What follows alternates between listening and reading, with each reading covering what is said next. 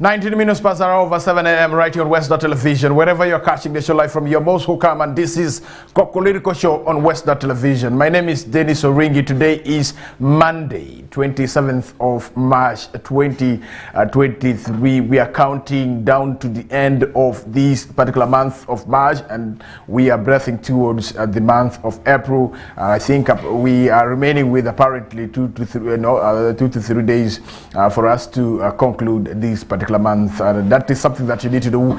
I remember for the Catholic, yesterday was the end of what we call the Quaresma, and you have to know that the fifth Sunday of the Lent period marks the end of that is Lent rare. So five Sundays in the calendar for that is the Quaresma, the period of fasting, prayers, and also the period of almsgiving. Remember, this particular week we are breathing towards the Palm Sunday, as Jesus Christ will be moving towards Jerusalem. And you have to know that the Palm Sunday will be next Sunday. For your information, for the Christians, so meaning that this particular week we shall be preparing to get our palm leaves with us as we wait for Palm Sunday to come.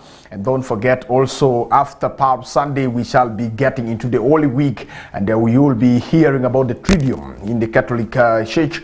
That is from Thursday, Holy Thursday, Friday, and then we talk about the Holy Saturday and Easter Sunday. That will be on 9th of the next month of April. Dear viewer, wherever you're catching the show live from, you're most welcome.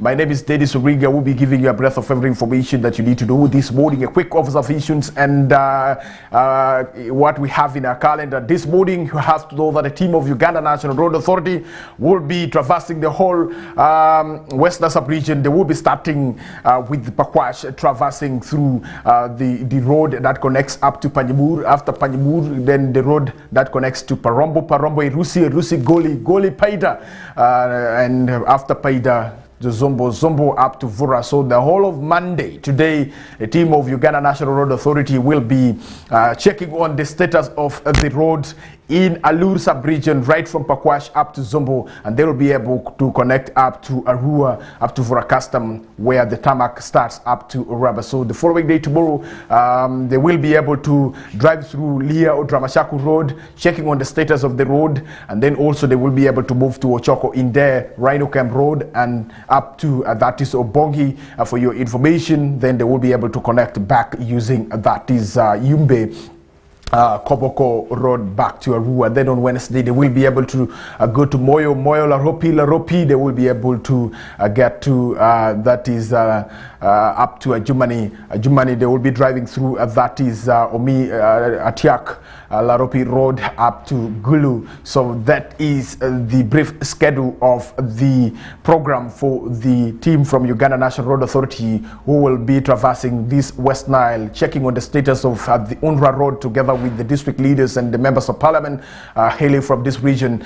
This particular inspection of the roads came about after the meeting that the Prime Minister of the Republic of Uganda, Right Honorable Robert Nabanja, met the members of parliament from Western sub-region, and one of the issues top on the discussion was the issue of the road status in Western sub-region. So if a meeting is convened and then after the meeting we hear such kind of a program, it is a very nice one, and that means that meetings are very important. So for your information, if you are running an organization and you don't meet to discuss what needs to be done, it becomes a problem. So I believe the Ministry of Works and Transport will be able to facilitate the UNRWA team who will be traversing Western sub-region. And we have to know that this is in preparation for the coming of the President of the Republic of Uganda, who is expected to be in Western sub-region from 11th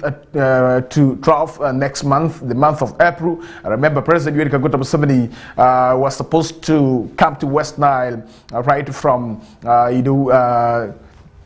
it was supposed to be from around 9th to 10th, but unfortunately it was pushed again to 30th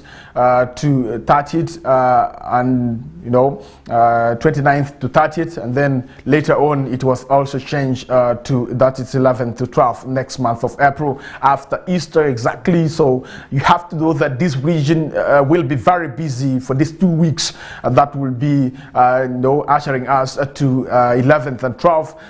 Different government ministers, dignitaries from different ministries, departments and agencies will be traversing this region trying to see how things are really put right. Remember 2 weeks ago, a team from that is the Parish Development Module Secretary, they were here in Western region to check on the status of the PDM implementation in the region, and I know they have written a report and they are quite sure that the beneficiaries of Parish Development Module, they have started accessing their money and putting their money into a proper use. And I believe that when President Yoweri Kaguta Museveni comes to this region, in as far as a wealth creation campaign is concerned, he will be able to take into to some few farmers who are excelling, more especially those who are properly using PDM money very well.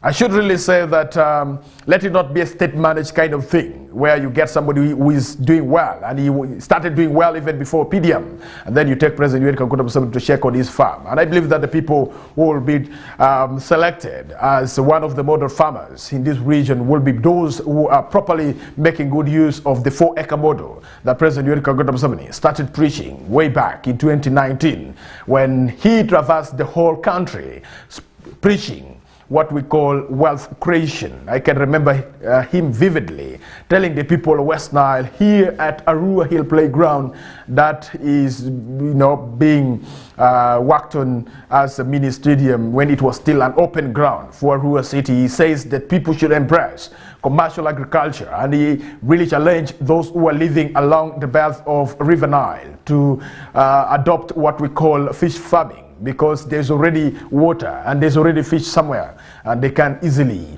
really do fish farming that side. I do not know how many people have really implemented what President Yoweri Kaguta Museveni communicated that in 2019. He's coming back again to preach wealth creation to the people of this region, and I do not know those who will be opening the ears wide to listen to his preaching. Let me call it preaching because he is going to lecture also at the same time. What remains a big question is where exactly will President Yoweri Kaguta Museveni be hosted here in Arua City, since we do not have the public ground.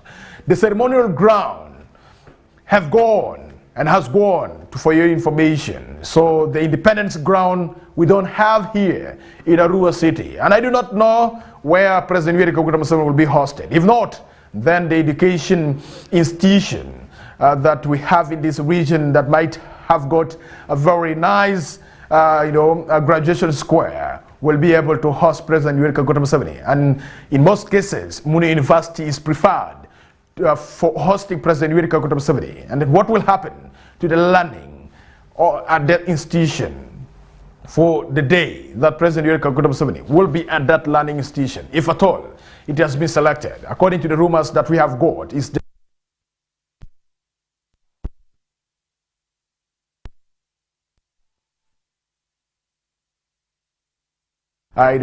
to host such event that the day falls during learning time. And I expected the city should be thinking of having what we call the ceremonial ground or the independence ground, where if there is independence celebration, they can really be able to host the celebration right there. Let me tell you something here, that if Arua City is selected to host a national event, now there will be nowhere to take these people for the national event.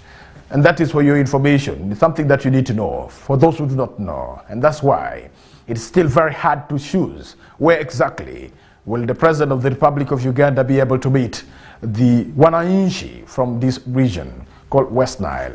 I do not want to get into that issue very much. I felt it is important that I should be able to share with you this morning.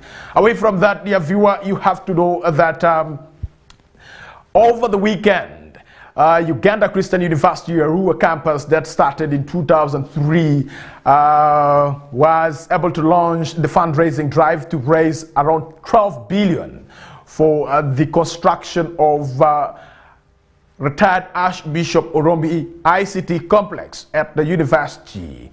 The function that attracted different dignitaries ended successfully with over 20 million raised on that day, and then 150 bags of cement were able to be realized.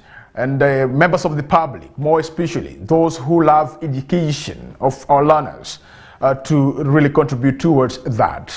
Let's have more from this story about the UCU Arua campus raising money for the construction of a Bishop Orombi ICT complex right there at Ringley campus. Over 20 million.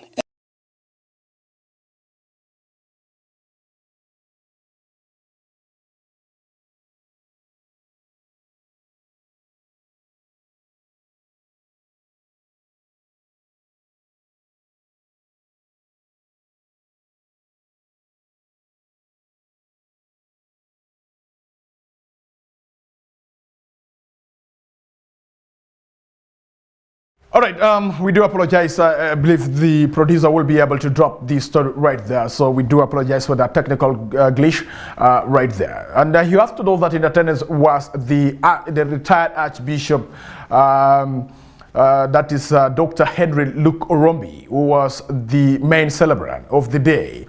And he was able to, recommend that is the Equity Bank for always standing with the Anglican Church here in our country, Uganda. You can remember vividly the church house that the Church of Uganda province put up right there in Kampala. So if the producer can again drop for us the story and we listen and we enjoy the story as well, it will be a very, very, very much appreciated. Thank you. Over 20 million and 150 bags of cement have been raised today towards putting up the proposed Bishop Orombi ICT complex at Uganda Christian University Ringley campus that will, among other facilities, house an ICT innovation and business incubation, e-learning rooms, modern computer laboratories, ICT library, and office spaces. Why ICT complex? The campus director, Reverend Julius Isa Tabi, says it is because of the world advancement into technology. That is why, of all the projects lined up in the 50 years master plan, they have chosen the ICT complex that they are naming after the Archbishop Emeritus of the province of the Church of Uganda, Right Reverend Dr. Henry Luke Orombi, because of his outstanding leadership and invaluable contribution to the Church of Uganda. Is really very key today in driving development. Ideally, there is no sector that does without ICT. You remember even when there was lockdown, the clergymen had to go to ICT. Those without smartphones were asked to buy smartphones so that they can minister to the congregation. So there is no sector of development or socioeconomic life without ICT. And so when we thought about that, but also the original plan of having this campus as being one of those campuses specializing in IT, we thought on our master plan, the first project that we should be able to tackle is ICT, because tomorrow engineering will need ICT, theology will need ICT, all the other academic disciplines will need ICT. We know that Bishop Orombi had touched the life of many people in West Nile before even he moved to become Archdeacon and then later become a bishop and then moved on to become Archbishop. So that legacy really, there is need to have it live for years and centuries perhaps. And so when the management thought about Bishop Orombi and his legacy, sometimes we like to lionize people after they have died, but I think it is good sometimes to lionize people when they are living. So the management proposed to have Bishop Orombi, and then our local advisory council passed it, and we are glad that when we approached him, he was also able to accept it. But so basically it is really the legacy that Bishop Orombi has had. We thought this building could stand in his name. While preaching during the dedication prayers, the Archbishop Emeritus says, with the God everything is possible, and the ICT complex will be put up, and commends the Equity Bank for always standing with the Church of Uganda whenever they are implementing development projects. God is going to honor your leadership. This thing looks like an elephant for nothing. God is bigger than the project. And God will raise the people. Because God, according to Psalms 24:1, these are the words of the Lord. The writer says these words. The earth is the Lord's and everything in it. The world and all who live in it, they also belong to God. The people, what you see around, belongs to God. And so if God owns it all, we are asking you, Lord, glorify your name here in this college by allowing the structure that we are seeing only at the beginning to come up into a fully fledged building block. The Equity Bank, which is the lead partner in this, contributed over 6 million Ugandan shillings for the start, and they have pledged to stand together with the university in achieving the noble cause. To launch fundraising without putting something becomes hard. People say, what is wrong with this man? So we are putting money where our mouth is. We are starting with this contribution as we take it forward. The other key reason is that this project has been based on very key and very quality partnerships. Partnerships are so important in life. You will not go anywhere alone. Find at least one person to go with you along in such a journey. We can commit that as Equity Bank will be a partner that you can count on throughout the lifespan of this project. We'll walk this journey together. We don't know when or how, but we are confident it will end well because we believe in God and we believe in our relationship in terms of partnership, and we'll move with you that entire journey. The State Minister for Northern Uganda, in her own capacity, extended support of 1 million cash and pledged to donate 100 bags of cement, and believes that the university will support a great number of students from Westnile sub-region. And my dream is that this university will take a lot of our students from West Nile to also get knowledge, because many times we have not used the opportunities. So that is my dream, that we shall get more of our children coming to this university. And I have also pledged in that book that I will give 100 bags of cement. And with me now, I have 1 million shillings to contribute. Uganda Christian University Arua campus was first the home of a rural trade school funded in 1957 by African Inland Mission under the leadership of its first principal, the Reverend Robert Booth. Booth was a missionary from the United States of America. Dennis Oringi, Westnile Television, Nilecast. All right, that is Uganda Christian University Arua campus for you, mobilizing resources to put up. That is a magnificent, multi-purpose, I would say it like that, Bishop Orombi ICT complex right there. And you have to know that when COVID-19 hit our country, Uganda, learning became digital. So the university felt it is important that they should be able to put up a magnificent ICT structure that will aid learning.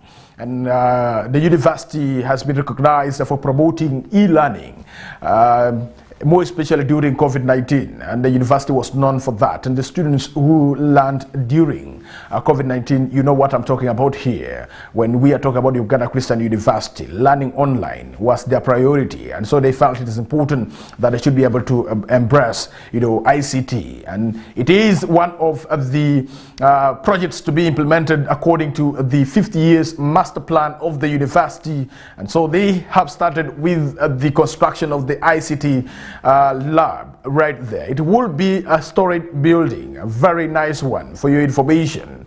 And the groundbreaking started already, and the resources that are going to be mobilized, using different avenues, will be able to finance and facilitate the construction of the ICT lab right there. Dear viewer, you have to know that tomorrow, Tuesday, 28th of March 2023, the Vice President of the Republic of Uganda, retired Major Jessica Alupo, Her Excellency, will be here in Westnile meeting all ministers from Western Sub-region.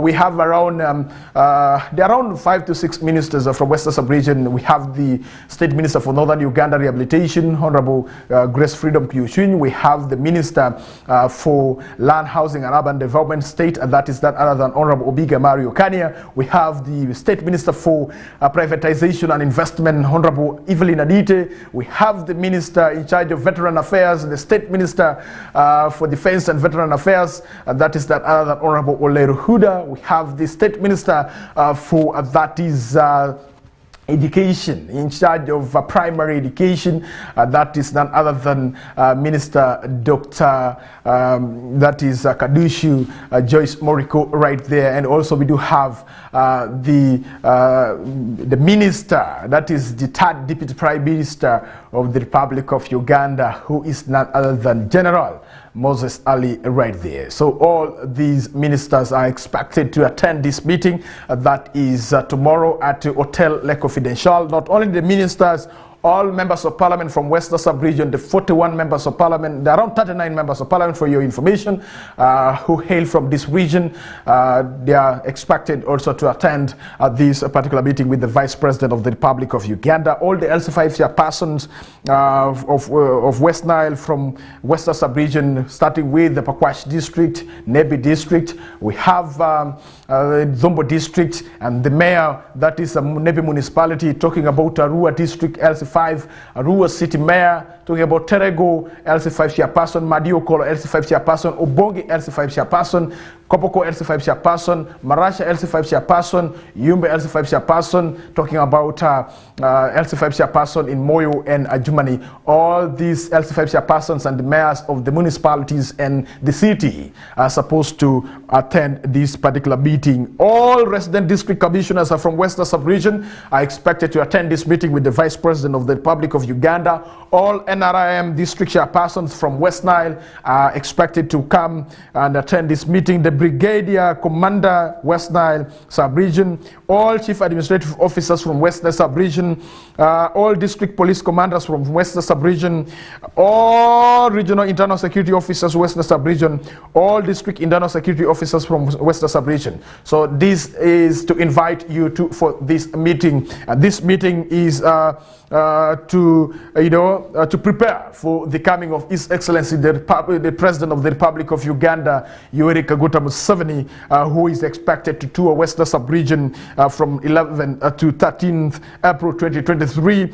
His Excellency the President will have dialogue with the leaders from West Nile Sub-region and address rallies under the theme Securing Your Future Through Wealth Creation and Shared Prosperity. And this is something that you need to know. So the dialogue will bring together over 1,500 leaders, and issues to be discussed will mainly focus on implementation of government programs driving the social economic transformation of Western Sub-region there. And this is therefore to inform you that the National Organizing Committee for His Excellency the President of the Republic of Uganda sub-regional tours for the inaugural preparatory meeting on 28th tomorrow, that is at 10 a.m. at Hotel Le Confidential, Arua City, for your information. And this letter has been signed by retired Major Jessica Alupo, Her Excellency right there, who is also a member of parliament for your information. If you do not know, she was elected directly from her constituency. So she will be here in West Nile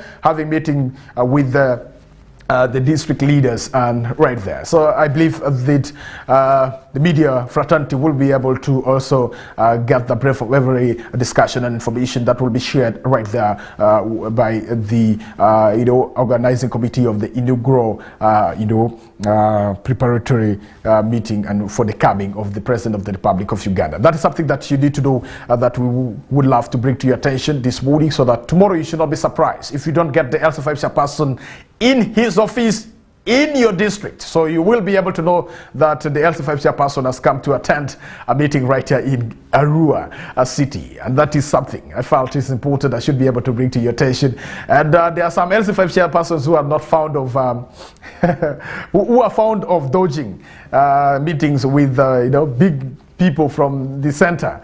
And I believe that this time they will be coming, because I know when President Yoweri Kaguta Museveni is coming to a region like that, some people's future are secured. So I believe that they will be able to understand the language I'm talking about here. There are always this transfer refund, and you know, it's always there. You cannot run away from that, and that is a fact, by the way, for your information. All right, dear viewer, away from that, in our opinion poll, for those who are following us live using the YouTube account, we have dropped a question right for you right there, and allow me to get to the opinion poll questions this morning. Have to give you the information that you need to know about the opinion poll this morning that we are asking you to share your views with us this morning. You need to know that government to make helmets mandatory for motorcycle passengers. You and I, we are passengers, so having helmet for ourselves is going to be mandatory, and that is according to the government of the Republic of Uganda. Share your view with us. What is your take? Will these be able to curb the fatal accidents that we always witness involving the bodabodas and the and the passengers that they do carry? Is it a good move? Is it the first time that we are discussing about having helmet mandatory? Before having helmet mandatory for the passengers, are all the boda riders having helmets? These are my opinions, and they are not the opinion of Westnile Television. And I am asking the question: will it be possible to have all the passengers using helmet when they are on a transit to different places? If we have failed to see that all the bodabodas ride using helmets, will it be possible to succeed in this implementation of having all the passengers using bodaboda having helmets with themselves? Share your thought with us. We shall be able to sample your comments right there on your screen, and I will be able to read them for you, as my producer will be able to drop them right there. So you too can be a part of the opinion poll for this morning. Make sure that you share with us your thought. Government to make helmets mandatory for motorcycle passengers. What is your view in regards to this move by the government to have the passengers using boda have helmets with them in the process of them being transported to, from one place to the other? And that will mean that all of us, we should really buy our own helmets, meaning that if you are getting out of your house and you want to get on a boda, you should wear your own helmet. And that is what government is trying to tell us here. And I do not know whether this will be possible in our country, Uganda. And this is not the first time that you hear about such. And somebody will be saying that government is joking. What happened to the issue of the reflector number plates and also other stuff? They're having the reflectors and also the number plate that can be, that can be followed and can be linked up. I do not know what has happened. What has happened to the company that was contracted by Minister of Works and Transport?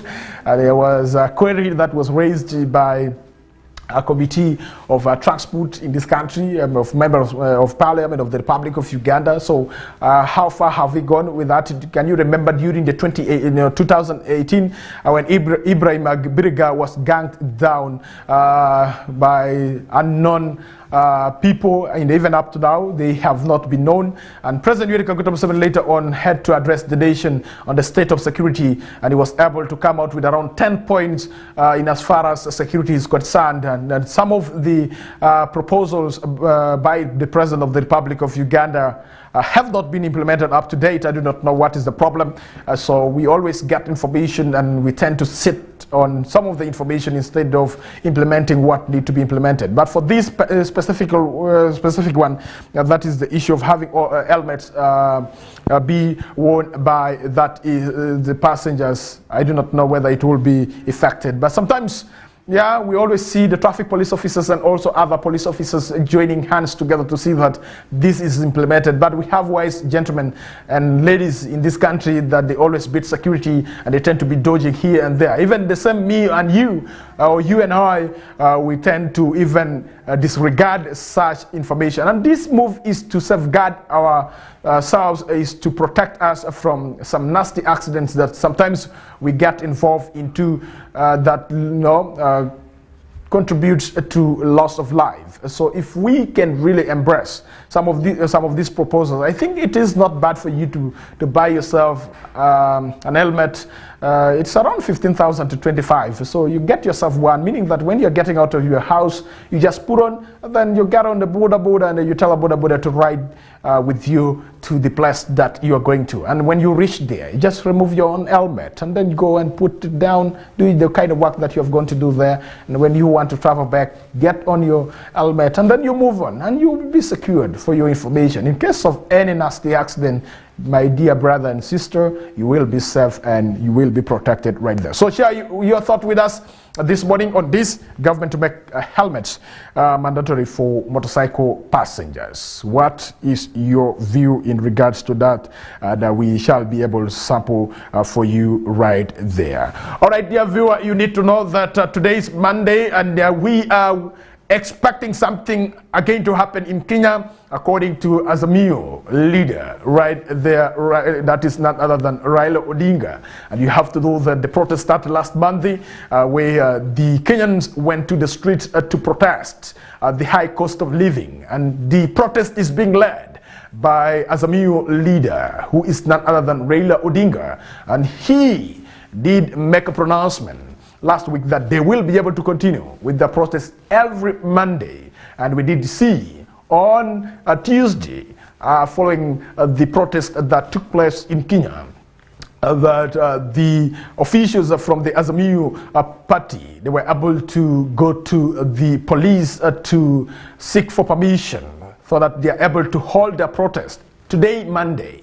And we are expecting something to take place in Kenya today, Monday, so be alert, and you should be able to follow the conversations right there, and Westnile Television will be able to give you the updates from Kenya about this particular protest. And remember, the last week, the Azimio supporters, they were marching to State House to uproot, that is William Ruto, who is the president of Kenya now. So we do not know whether Raila Odinga, his intention is to uproot Ruto in his protest that he is organizing. I do not know, but something tells me that that could be the move, because if somebody is moving towards the State House, you know what it means, meaning that they're moving towards uprooting Ruto from that is the State House. So I am yet to wait to see what will really happen, how sustainable this protest will be for that is Raila Odinga right there. That is the Jaluo from Kenya. So that is something I felt is important that I should be able to bring to your attention right there. 8 minutes to the top of the hour of 8 a.m. right here on Westnile Television. You're watching Kokoliriko Show. My name is Dennis O'Ring. Let's go for a break, and when we come back, we shall be able to give you a breath of every information that you need to know. But for your information, you have to know that today is Monday, and Kenyans, more especially those who support Raila Odinga, they might be able to go for a protest, as their schedule tells us this morning. Good morning.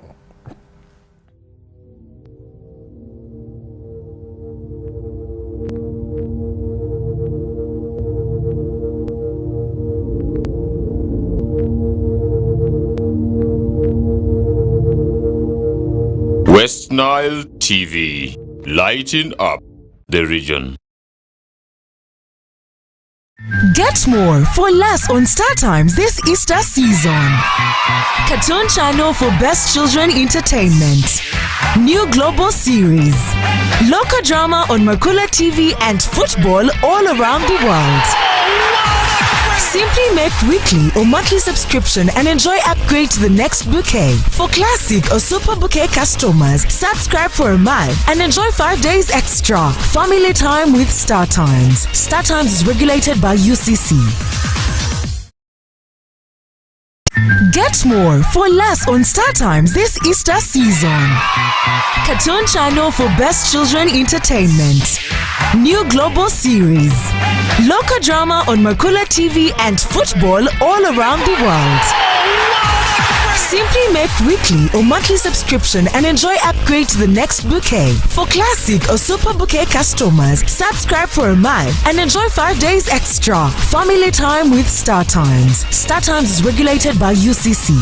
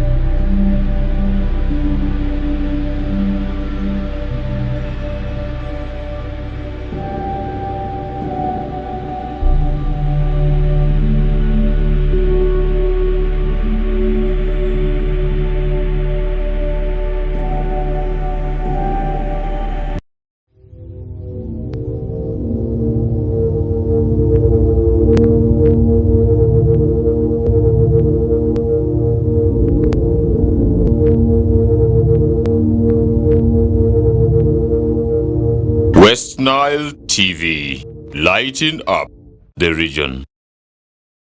All right, I will be back. You're still watching Westnile Television, Kokoliriko Show. My name is Dennis. We'll bring you 4 minutes to the top of the hour of 8 a.m. right here on Westnile Television. Today, Monday, 27th of March, 2023. We are talking about ending poverty in northern Uganda. For your information, Chief Justice Owin Dolo has moved to end poverty in northern Uganda. This is something that you need to know, that the head of the judiciary has embarked on a journey of social change, and that is what Owin Dolo is doing now. Apart from heading the judiciary in this country, he says he has a social contract with the people of northern Uganda to show to them that, look here, you can end poverty. And how can you end poverty?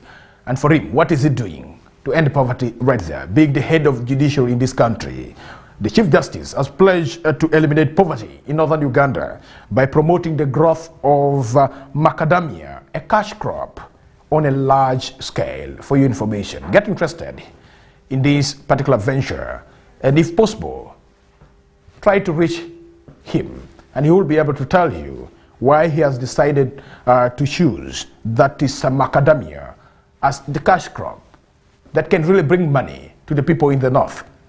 And Justice Owin Dolo blamed the perpetual poverty in northern Uganda on colonialism and the 2-decade Joseph Kony War. And that is what the head of judiciary, also a son of the soil, he hails from northern Uganda, and that is in the district of, that is Kitgum right there, for your information. So, quoting him verbatim, saying that this country, when you talk about the divide between the north and the south, is basically economic. The difference between the people in the north and the people in the south, it is economic. The value of cash crops that were introduced here in the south, and the same were denied to the people of northern Uganda, because he believes that if the same cash crops that are being grown by the people in the south were introduced also in northern Uganda and then by the colonialists, by this time we would not be talking about the affirmative action for northern Uganda. We would be at par because all of us, we shall be growing the same food crops, the same cash crop, and we shall all be selling at the same scale. And there, you will not tell me that there's no money. Unfortunately, on top of the crops introduced by colonialist Joseph Kony also came with his move to take over the government of the Republic of Uganda. Unfortunately, for 2 decades, he could not really manage. And he left the northern region in a great poverty because people spend their time in the internally displaced camps. And for those who have ever experienced life in settlements, you know what I'm talking about here. I am happy and also not happy that I was part of those who lived their lives in the internally displaced camps in northern Uganda. And there you have to depend on food aids, and you don't have even a piece of land that you can really demonstrate something. So for over 20 years, the people in northern Uganda, they were just in internally displaced settlements. They could not do something. Where you see men stealing the little beans that were being given by World Food Program to go and sell for alcohol, and women have nothing to do, only to wait from the food aid. And this really made the people of northern Uganda to be a little bit backward. And thanks to the government of the Republic of Uganda, under the leadership of His Excellency, the Republic of Uganda, Yoweri Kaguta Museveni, for thinking about the people of the north through the affirmative action, through the enactment from the Parliament of the Republic of Uganda to have a ministry created specifically for the north. And kudos to all those who were able to serve in that ministry of Northern Uganda Rehabilitation. Now it is being steered by Honorable Grace Freedom Kuyuchwinyi. So we give you thanks and appreciations for the work that you have done and you are still doing to see that the northern region compete also favorably economically with other regions that never experienced war. And I have to tell you, I think all the regions in our country, Uganda, experienced war, with the exception of some few areas that never felt the impact of a serious war right there. But for the case of northern Uganda, I think they are right to say that we are second after Karamoja in as far as poverty is really concerned. But through the government programs that have been introduced, can we try to compete with other regions economically? And if you can also join me and you join, that is the Chief Justice of the Republic of Uganda, the head of judiciary, to get into the venture that he has chosen. Because if the head of judiciary has chosen to get into such agricultural venture, then you have to know that there's something hidden right there that you have to get interested in understanding and finding out why has the Chief Justice chosen to grow macadamia as one of the cash crops that are supposed to be grown in the Greater North right there. So he said that coffee grows very well in Gulu and other parts of northern Uganda, but it was deliberate not to have been taken there. Gulu and Entebbe have the highest rainfall in this country, but coffee is not produced, he said last Friday. Yeah, people are not growing coffee in Gulu. Come to Westnile, go to Zombo district and part of Nebi. You will see how people are really making money out of coffee. I did a documentary for one of the organizations that are dealing with the coffee production in the Greater Alur Highland, right from Erusi up to that is the end point of Zombo. I saw money in coffee, for your information. And if government can really get interested in understanding how the people of Nebi, more especially those that are in the highland area of Nebi and also Zombo, and you get to see how people are making money. By the way, in some parts of Nebi, more especially in the sub-county of Erusi, Ndeu, Atego, people are not now sleeping, in a grass thatched houses. They are sleeping now in a Babati houses, for your information, because they are getting money and their lives are a little bit different. Their lives have been transformed.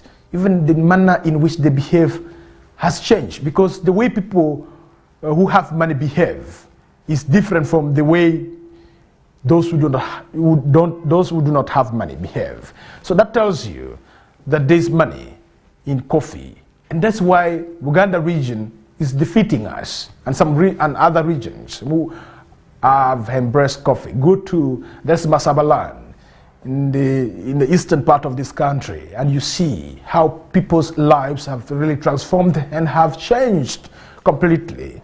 What are you doing to see your lives change? It's something that I have to share with you this morning, and you can as well enjoy, join. That is the Chief Justice Alphonse Owindolo right there in the move to chase poverty out of northern Uganda right there. Away from that, dear viewer, allow me to tell you that UPDF has killed 20 ADF rebels in surprise attack in Democratic Republic of Congo. That is the information that is coming through that you need to know right there. The army recovered mobile phones that they say will be useful in tracking information about the rebels.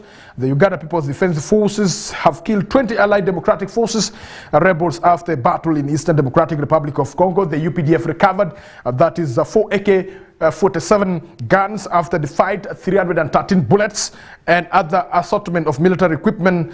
Major Bilal Katamba, the UPDF Mountain Division Public Information Officer, said the UPDF in a joint operation in the Congolese army attacked the ADF that is based at 10:30 a.m. where they killed the 20 rebels southwest of River Lusulumbi and near River Samiliki right there. So quoting him saying that in the battle, the joint force was able to put 20 terrorists out of action.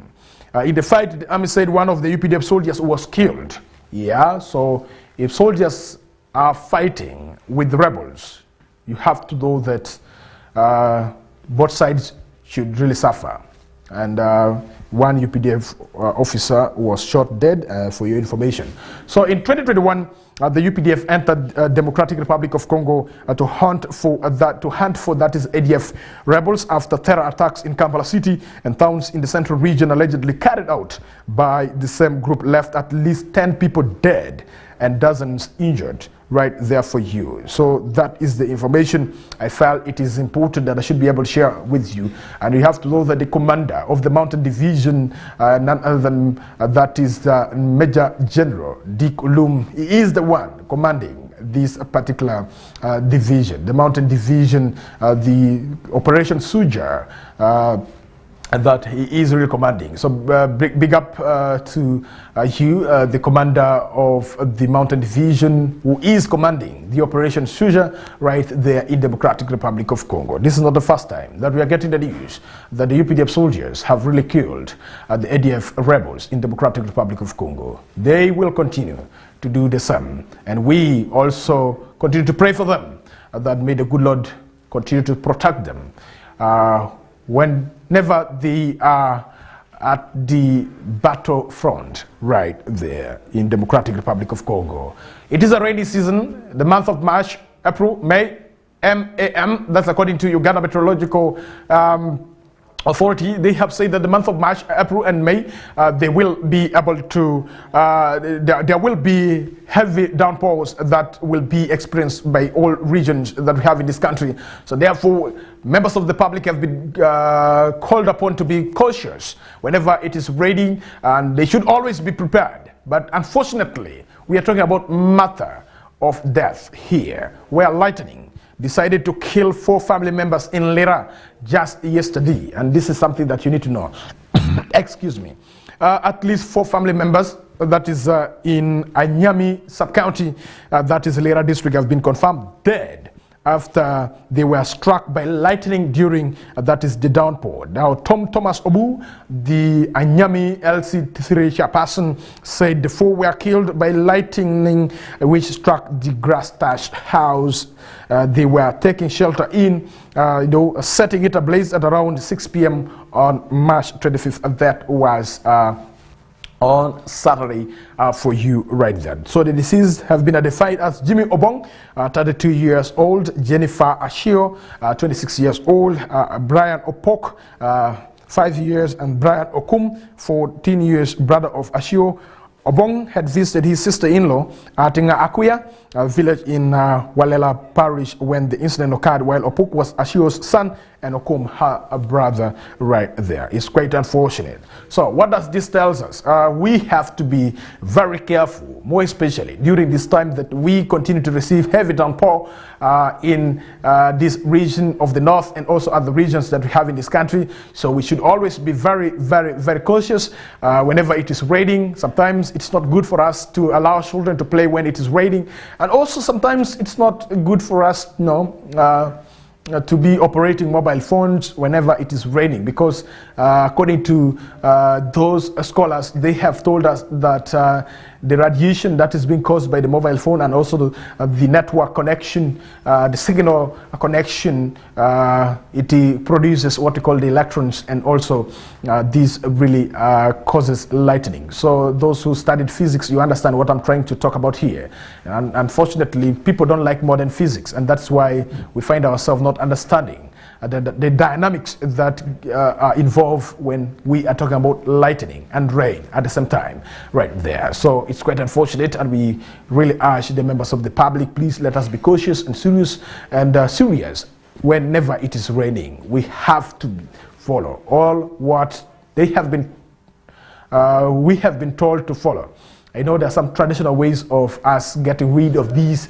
In the past, when we were growing up, they used to tell us that we are not supposed to leave an axe to remain outside when it's ready, because it can be picked by lightning, and you should not play in the rain, and you should not ride your bicycle or drive in the rain or ride a motorcycle in the rain, because you know there's some electrodes that are being produced, so there's some physics that is involved during that particular time. So traditionally, we have been told what to do, and modernly, in the modern physics or in the modern world, we have also been told what to do and what not to do. So let us follow those things that the scholars have really informed us that we should really pay attention to whenever it is raining, for us to avoid lightning right there. Some people tend to say that, sometimes this lightning, it is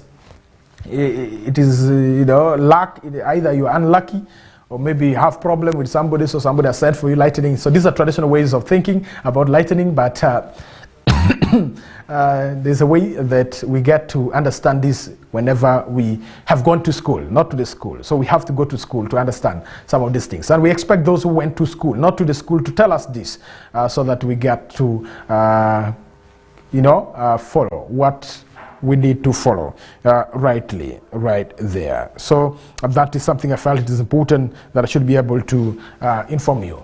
Let's talk about matters of bullying in schools. You have to know that the Right Honorable Speaker of Parliament of the Republic of Uganda, Anita Among, has really warned schools against bullying, and she realized that this thing is coming back after a long period of time. We used to hear about bullying those years in 1990s, 91, 92, 93. But when UPE was introduced and Universal Secondary Education was introduced, I think the issue of bullying started scaling down. But right now, the issue of bullying in schools have really resumed. So the Speaker of Parliament of the Republic of Uganda is warning the schools against bullying here. So she was able to visit some schools. She went to, that is Namilyango College in Mukono, when the college marked 121 years of giving quality education right there. She says such learning institutions not only discourage children from going to school but also endanger their lives. So these are words from the Speaker of Parliament of the Republic of Uganda, Right Honorable Anita Among, trying to warn schools against bullying right there for you. She says that schools that encourage bullying will be closed immediately, because those children should get peace when they come to school and not fear. Among, who was accompanied by her husband, Member of Parliament Moses Magogo, noted right there. So that is something that you need to know for your information. More, you have to know that something to do with that is the Minister that is Dr. Joyce Moriko Katushu, has ordered for the closure of a boarding section of one of the primary schools in Kampala for the report, over the report that she received. That is a report about homosexuality right there. So the minister decided to close the boarding section right there. So the State Minister for Primary Education, Dr. Joyce Moriko Katushu, has indefinitely suspended the boarding section at Mubende Public Model Primary School after 7 pupils were reportedly sodomized by a warden. According to Dr. Kadushi, the boarding section was congested with pupils sleeping on outlawed triple-deck bunk beds, which provide a fertile ground for evil acts like homosexuality. At least 350 pupils, the majority in the nursery section, and primary 7 were housed in 5 small rooms. And quoting her verbatim, saying that, "I want to tell the parents that you have been operating an illegal boarding section and no guidelines were being followed. I suggest that this is why homosexuality has been thriving in the dormitories.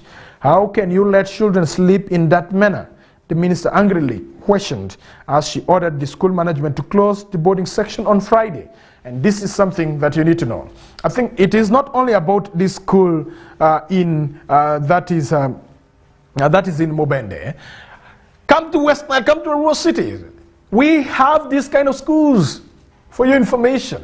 And I do not know what those who have been given the mandate to take care of education in this country, in this city, in these districts are doing. We have the inspectors of schools. We have the principal education officer or the assistant, a senior, assistant commissioner of education in these cities. But if you are to go to these private schools that we do have, there are private schools that call themselves, yeah, we are the best in the region, we are the best in the city, we are this and that. But have you ever gone to check how learners are being treated? Have you ever gone during the time that the learners are sleeping and you see how they're sleeping? You will not believe yourself, my dear. It's quite unfortunate as parents. What we do, we take the children for registration. And as soon as we are given the admission letter, what do? We forget to go deep to understand and to find out how these learners will be housed. We get excited, then you come around and you boast to your colleagues that I have taken my child to one of the best schools that we do have, but you do not know how your child is surviving. Even the child of this parent who has not taken his child to the best school that you have taken your child to is living a better life. This is something that I need to tell you. I have been in these schools. I have been also one of those who have taught in some of the schools, and I know what I'm talking about here. Let me tell you that people who want money will do all what it takes to get that money from you. And you as a person who gives in this money, you have to find deeper whether there is value for money, whether there is value for the school fees that you're paying, whether your child is getting the right services that he or she is supposed to get from the schools that you're paying millions of money. Are you aware? With the millions of money that you've paid, you can even make your child have a best moment when it comes to resting at your own home. Unfortunately, we pack our children because we want this child to study from that particular school. But at the end of it all, your child is sodomized as we are getting from this school. Then what is the relevance of you taking your child to that best school you're boasting of? Excuse me. So this is something that you need to know. And I would really challenge parents this morning, for those who would have time to visit their schools, please take time, go to the schools where you have taken your children. Go to that school where your child is studying and go to the head teacher and tell the head teacher, I want to learn something. I want to know something.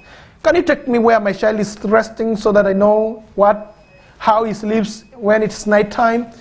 For you there, you're at home, you have the double bed mazongo too and you enjoy. You understand?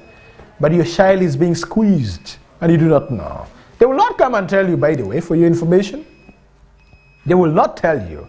It is until you take your time, you go yourself to find out what is on ground. And kudos to the parents who always take the initiative to visit the schools where the children are learning from. And we thank you. You are really a parent. But to those parents who do not mind about the lives of their own children, who do not take time to go and find out how their children are being treated in the schools, then you have a problem. You have to wake up and you have to find out how your child is being treated in these so-called boarding schools that we do have. And to those who are sleeping on their jobs, the inspectors of schools, the district education officers, the principal education officers, the assistant commissioner of education, I know that's how you call yourself. Our problem in this country, in Africa, we like title more than what we are supposed to do. So you feel very big when somebody is giving you names, giving you those positions without you doing something. So can we begin inspecting these schools one by one? I want to hear in Arua City some of the so-called boarding sections in some of these schools are closed because I know what goes around there. And you cannot educate me there because I know. So it's quite unfortunate that we live in a world that there are some who are more animals than some of us. And there will continue to be more animals if we don't open our eyes, especially those that are being looked at as less animals, less privileged animals. So that is what we have to look at this morning. Matter to do with corruption still do exist. And there were a report from one of the border points that we have here in Westnile, that is at Vura, where there was a conflict of interest, conflict over a certain amount of money that some officers were to share. Unfortunately, during the process of sharing, I think the sharing never went on well, and it caused a problem. So one of them is nursing injuries in one of the health facilities that we have here in the rural cities. Quite unfortunate. And so I think the government should get interested in understanding what exactly transpires at these border points that we do have. You never know. We are losing a lot of money, at these border points that we do have. Because as a country, we have a lot of money. There's nobody who can tell me that there's no money in Uganda. There's a lot of money in Uganda. Only that sometimes the people who have been entrusted to see that the resources are mobilized and put in a common pool for the service of the mankind that we have in this country is not being properly put into use.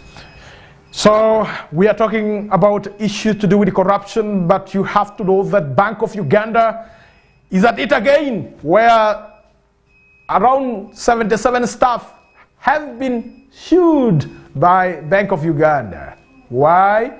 Because of playing around with their ages. I am not just 60, I am 55. They keep changing.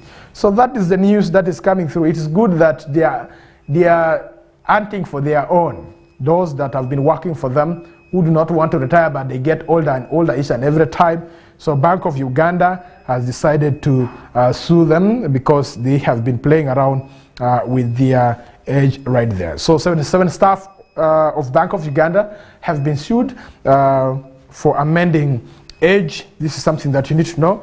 Bank of Uganda alleges that the 77 employees took advantage of the promulgation of the Registration of Person Act number that is 4 of 2015 to lower their ages. Bank of Uganda is suing former and current employees over a move by the employees to lower their ages in order to lengthen their contracts and continue receiving pension and other benefits from the central bank. Documents seen by that is by Daily Monitor publication show that some Bank of Uganda employees reduced their ages by more than 4 years at the time of filing the suit. That is 69 of the 77 employees accused were still active employees of the bank, while the rest are former employees. Bank of Uganda alleges that the 77 employees took advantage of the promulgation of the Registration of Person Act number that is 4 of 2015 to lower their ages while registering for the national identity cards against the records they filed with the bank at the start of their employment.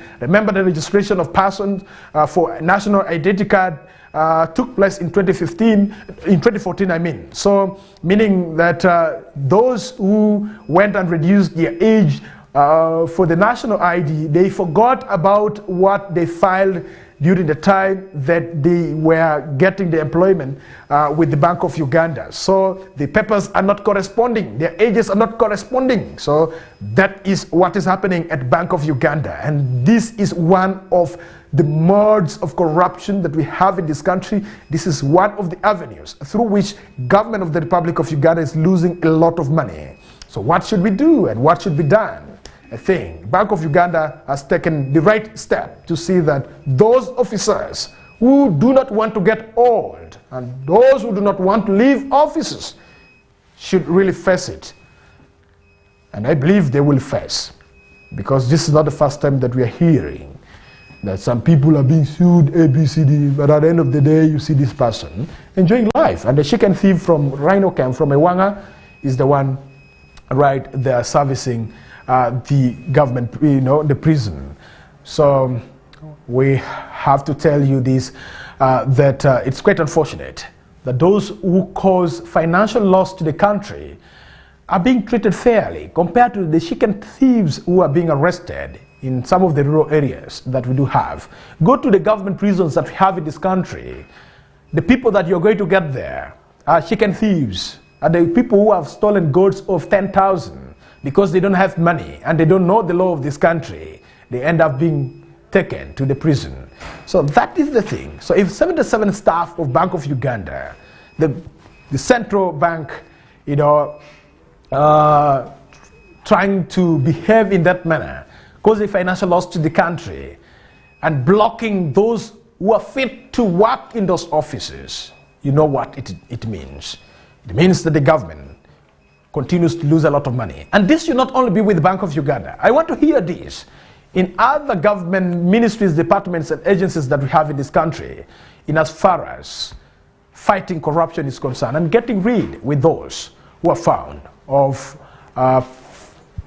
causing financial loss right there. Dear viewer, 5 minutes to 8:30 a.m. right here on Westnile Television. Let's go for a break, and when we come back, I will be able to sample the opinions that you were able to share with us, and it will be coming live on your screen, and I will be reading them for you, one by one. My name is Dennis Oringi, and it is Kokoliriko Show on Westnile Television, today Monday, 27th of March 2023. Good morning.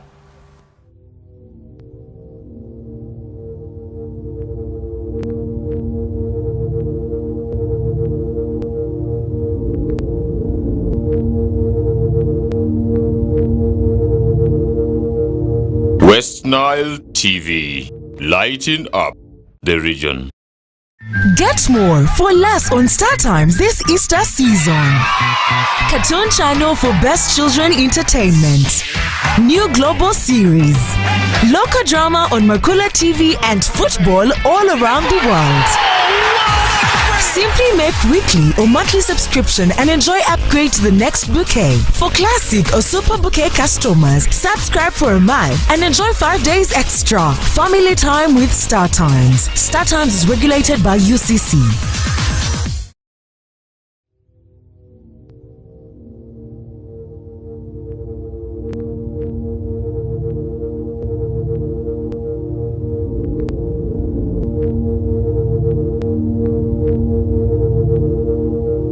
Westnile TV, lighting up the region.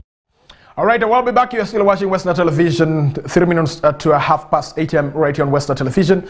My name is Dennis Oringi. It's time for us to also sample some of the comments that you have really dropped, more especially those who have been able to follow us using, that is the YouTube platform. We thank you very much. We asked you earlier on, what is your opinion on the government move to have the mandatory helmet for all the boda passengers. So you're one of those boda passengers, for your information, that you are required to have helmet for yourself. Without that, there will be penalties that will be put on you. We have a comment that is coming in from one of the hardened viewers of Westnile Television. This gentleman is always glued to Westnile Television, and he contributes, for your information, And those are people, we don't take them for granted. We give them that attention. And allow me to have the producer flash the comments on the screen, and I will be able to read. Ahusa Fredox, who is always tuned from that is Kampala, he says that I don't think so, because the most important that is question there is all about that is how trained and qualified are the cyclists. That is the first question that he is asking. Mechanical conditions of the machines, health aspects of the cyclist, but if it can reduce death rates, yeah, he says it can reduce, but those issues that he has decided to mention should not be ignored, should also be taken seriously.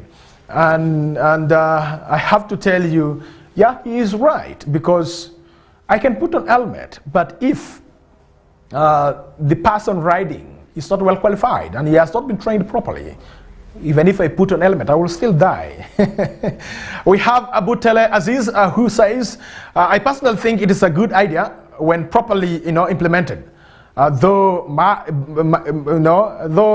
government is known of making good laws, but implementing it nightmares. Thank you very much, Aziz Butele, for your comments. He said that the government of the Republic of Uganda is known for making good laws, but the implementation is something that needs to be looked into. It is a good proposal, according to Aziz right there. Dear viewer, it is 8:30 AM right here on Westnile Television. Aziz Abutala together with that is Fredox. We do appreciate you very much for your comments that you have dropped right there. We encourage others also to do the same. You can as well continue to drop the comments, and we shall be able to sample them for you in the subsequent program of the Kokoleriko Show, a program that comes away every Monday through Friday. For those who do not understand the meaning of Kokoleriko, it is the sound that a cock produces each and every morning. So Dennis Oringi is like a cock who will always come and crow in the morning. So I am done. It is time now. The cock and the hens are now out trying to look for something that they're supposed to eat. Allow me also to get out of the studio and go and look for something that I can really eat and also put on table for my family members to enjoy. As you also get out of your living room, you go and look for something for your family members as well. Other programs will be following suit right on Westnile Television. Don't forget the Northern Request Hour will be coming through with you requesting the songs that you want to enjoy this morning of Monday. 1 to 2, MC Sarge with the Street Talk, as we will be getting to the streets to get the views of the people who are in the street on the topics that he always prepare for you right there. 2 to 3, Whistle Time, where we have Owen Fridibo together with Lady Susie and Benson. Remember, over the weekend on Saturday, there was a very, very, very big derby game that took place right there in Nebi, between Nebi Central and that is Hot Springs. So the two teams have always been tussling it out right there. Owen Fridibo will be able to give you the results, but from what I know, the game ended 0-0, and it was a nice one. And I love the way people of Nebi, they always support their local football teams right there compared to those in Paida, because they always have problems. This is not the first time that we are hearing about this. And don't forget that from 3 to 5 we shall be able to bring for you the movie that you will be able to enjoy. And then from 5 to 7 p.m. we shall be able to have Shuku Shuku live with DJ Mosh, Asan the Big Brother, and Fifi Hafi, as they will be breaking it down for you right there about what is happening in the world of entertainment. And don't forget, 7 p.m.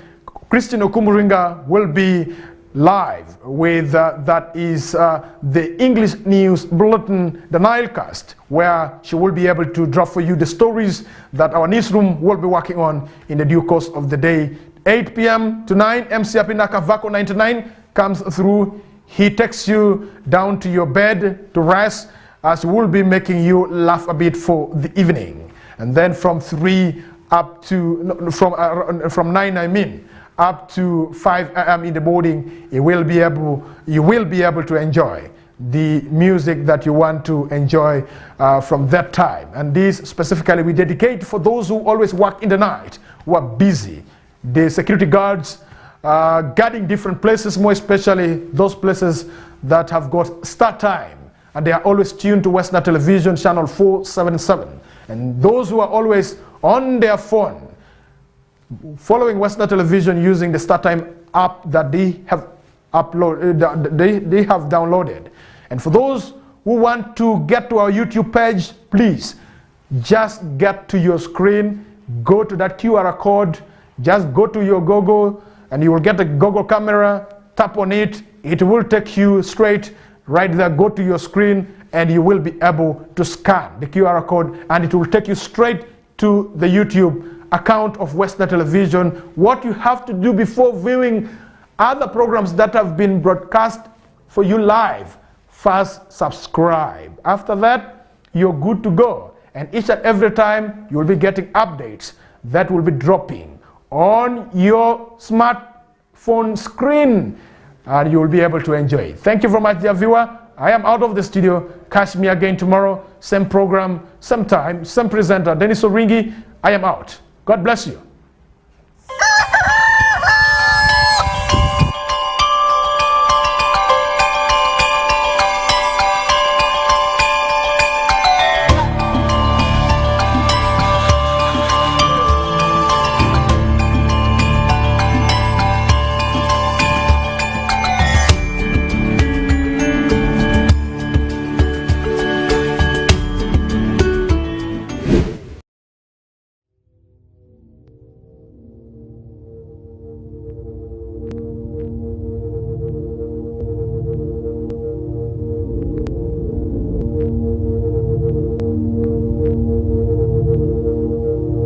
Westnile TV, lighting up the region.